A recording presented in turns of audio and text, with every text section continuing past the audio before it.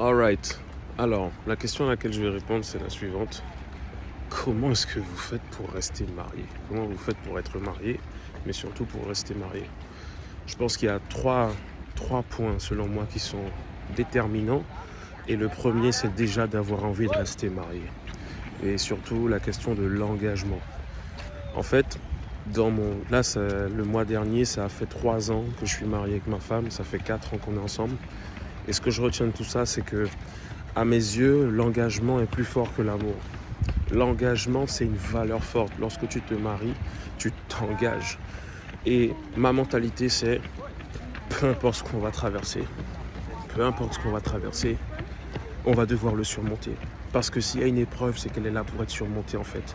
Donc, le divorce, tout ça, pour moi, c'est pas je le prends même pas en compte en fait. C'est-à-dire que il y a un adage qui dit faute de bois, le feu s'éteint. Et ça arrive à des moments dans le couple que au début, le feu est grand, et puis parfois le feu il est plat. En fait, peu importe, même si le feu il reste que des braises et tout, on doit rajouter du bois, on doit faire en sorte que le feu il reparte en fait. Et ça, c'est pas négociable. C'est vraiment ma mentalité, on doit se battre pour ce qu'on a voulu. Parce que lorsqu'on l'a fait, on était déterminés, on s'est regardé dans les yeux, on s'est passé la bague au doigt. Donc on va devoir se battre pour ça. Et l'épreuve est là pour nous faire grandir. Donc si le feu s'éteint, on va le rallumer. Il n'est pas question de laisser tomber en fait. Donc ça, c'est vraiment la notion d'engagement pour moi où on s'est engagé, on a payé, on a mis des sous dedans, on a invité des gens. On a fait tout ça, c'est pas pour au moment des épreuves pour abandonner. Donc c'est vraiment cette notion de persévérance, c'est un choix, c'est une décision, c'est la première chose pour moi, c'est vraiment l'engagement. Pour moi, l'engagement est plus fort que l'amour. Parce que lorsque le sentiment amoureux varie, tu es fatigué de la personne, vous vous disputez, il y a des tensions, tu n'as pas envie de la voir, mais tu es engagé, tu vois. Et ça là, ça c'est l'engagement. C'est pour ça que le mariage pour moi c'est pas de la rigolade. Parce que quand tu prends l'engagement très au sérieux, tu persévères quand même, mais c'est vraiment pas toujours facile. Deuxième chose pour moi, et ça c'est mon beau-père qui m'avait enseigné ça très tôt, c'est de ne pas regarder uniquement aux défauts, à tout ce qui nous fatigue chez l'autre, mais à ses qualités, à tout ce que la personne nous apporte et à comment elle embellit notre vie, à comment elle a contribué à ce qu'on soit la personne qu'on est aujourd'hui. Ça, c'est super important. Et je pense que ma femme il y a des choses où elle pourrait dire « Ah, j'aime pas ça chez Alan ». Mais elle pourrait dire « Ah, j'aime ça chez mon mari ». De la même manière que je pourrais dire « Ah ouais, j'aime pas ça chez ma femme ». Ah ouais. Mais il y a tellement de choses pour lesquelles je suis reconnaissant, pour qui elle est, pour ce qu'elle m'a apporté dans ma vie, comment elle a contribué à ce que je devienne l'homme que je suis, que voilà, c'est super important de ne pas regarder seulement au défaut de l'autre, à ce qui ne nous correspond pas chez l'autre. Parce que la perfection existe à mes yeux dans le sens où on n'est pas parfait, mais on est parfait tout le temps. Parce qu'on peut toujours atteindre un peu plus la perfection, mais on ne l'atteint jamais en même temps. Enfin bref, tout ça pour dire que regarde à ses qualités, ses défauts, ce qu'il t'apporte. C'est super important. Parce qu'il y aura toujours des choses que la personne... Et puis, la personne avec qui tu vas te marier et sera en couple ne répondra pas forcément à toutes tes attentes. Et même si...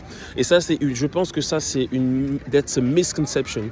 C'est une manière donc qu'on a de voir les relations et d'attendre des choses des gens. C'est que tu as une liste de ce que tu veux que la personne soit. Alors que le couple, à mes yeux, il est fait pour qu'on apprenne à s'accepter comme on est et qu'on apprenne et qu'on trouve un équilibre ensemble. Le couple ne sert pas à ce que ma femme soit une danseuse. Je veux qu'elle soit une danseuse, je veux qu'elle fasse de la motivation, je veux qu'elle fasse des vidéos, je veux qu'elle soit entrepreneuse, je veux qu'elle fasse du sport, je veux qu'elle fasse du crump. Non, il y a des choses où je fais que ma femme ne fait pas. Et de manière réciproque, en fait, il y a des choses qu'elle aurait attendu d'un homme que c'est pas moi. Ça ne veut pas dire pour autant qu'on ne s'apporte pas des choses et qu'on n'est pas bien ensemble. Mais tout ne peut pas dépendre de ta femme ou de ton mari en fait. Et ça c'est super important. C'est pas une commande qu'on passe sur un site où on crée la personne avec qui on veut être, on dit je veux qu'elle soit comme ça. C'est pas la vie, la vraie vie, c'est pas ça. Et souvent on pense que en fait non, cette personne ne me correspond pas parce qu'elle n'aime pas lire des livres et moi j'aime lire des livres. Non, c'est pas ça en fait. L'équilibre se crée lorsqu'on apprend à être ensemble et à je dirais, à s'accepter comme on est et à trouver une unité dans notre différence. C'est ça qui fait la différence pour moi. Une troisième chose aussi, et ça pour moi c'est un élément déterminant pour aller loin dans son couple et son mariage, c'est d'être accompagné. Il y a des situations que vous ne pourrez pas régler à deux.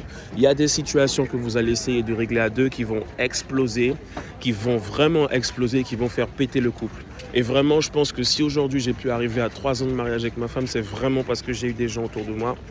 Il n'y a pas si longtemps que ça, on a été voir une psychologue à deux, on a consulté en couple, j'avais déjà consulté seul, on a consulté en couple et ça a été un des points les plus importants en fait, qui a vraiment permis de débloquer certaines choses et ça c'est non négociable. Il y a des couples qui se sont brisés, il y a des mariages qui ont échoué parce que ces mariés étaient isolés. Les problèmes étaient gérés entre deux. Et quand on est deux comme ça, il y a des moments où on ne s'écoute pas, on n'écoute pas ce que l'autre a à dire, on répond juste parce qu'on veut prouver qu'on a raison, on n'écoute pas l'autre. Et en général, ces moments-là aboutissent surtout à des disputes, de la montée dans la colère, et ça peut même aller parfois jusqu'à la violence physique. Et en fait, il faut être accompagné. Il faut être accompagné. Il n'y a pas de... Ça, franchement, c'est non négociable. C'est non négociable. Il faut qu'il y ait une tierce partie, si je peux dire ça comme ça, qui va te permettre de... Comment dire ? Qui va te permettre en fait d'avoir un regard extérieur sur ton couple. C'est super important. Quatrième chose pour moi qui est aussi déterminante, et c'est ça qui fait que dans la persévérance du couple, tu peux voir les choses vraiment évoluer, c'est que chacun doit être prêt à faire les efforts, à se remettre en question pour faire ce qu'il faut pour que le couple soit équilibré. Ça, c'est non négociable. Parce que même si tu persévères, mais si l'autre ne fait pas les efforts nécessaires, je vais te donner un exemple concret. Si tu ne guéris pas de tes traumas et que tes traumas continuent d'avoir un impact, si tu n'arrives pas à trouver un équilibre, à donner de la place à ta femme, si tu fais toujours passer ta mère avant ta femme et que à aucun moment tu remets les choses en question, à aucun moment tu donnes ta place à ta femme, même si vous aurez cette capacité à persévérer, au bout d'un moment ça va péter parce que tu ne seras pas capable de te rééquilibrer en fait. Parce que être marié, c'est savoir trouver un équilibre dans son couple, c'est savoir donner sa place à sa femme, c'est savoir comprendre que ta mère a une place, ta femme a une place, c'est aussi prendre en maturité parce que nous les hommes, on est très immatures, on est très infantilisés par nos mamans et par la société, alors que les femmes sont responsabilisées très tôt. Et en fait, ça, c'est un élément aussi déterminant. C'est vraiment, on doit progresser. Si on n'arrive pas à communiquer, s'il y en a un qui a un problème de communication, s'il y en a un qui a un problème de trauma parce qu'il a vécu une relation difficile et qui ne peut pas avoir confiance, il aura la responsabilité de trouver une solution pour ne plus avoir ces traumas-là. Donc, il y en a un qui va devoir guérir ces traumas, mais l'autre va devoir aussi créer le climat de confiance pour que celle ou celui qui a les traumas puisse se libérer convenablement. Donc, le cadre aussi, un cadre sécurisant. Donc voilà, ce qu'il faut retenir, c'est que franchement pour moi, pour qu'un mariage fonctionne, c'est les 4 points essentiels. S'il y a ces 4 points-là déjà, qui ne sont pas toujours faciles, le mariage est censé fonctionner. Donc on a dit, le premier point c'est l'engagement, ça veut dire qu'on s'est engagé, donc on va s'engager à faire le nécessaire pour que ça fonctionne, on va remettre du bois dans notre feu, peu importe si le feu est déjà éteint, on va travailler à ça. Parce qu'on refuse le divorce en fait. Première chose, l'engagement.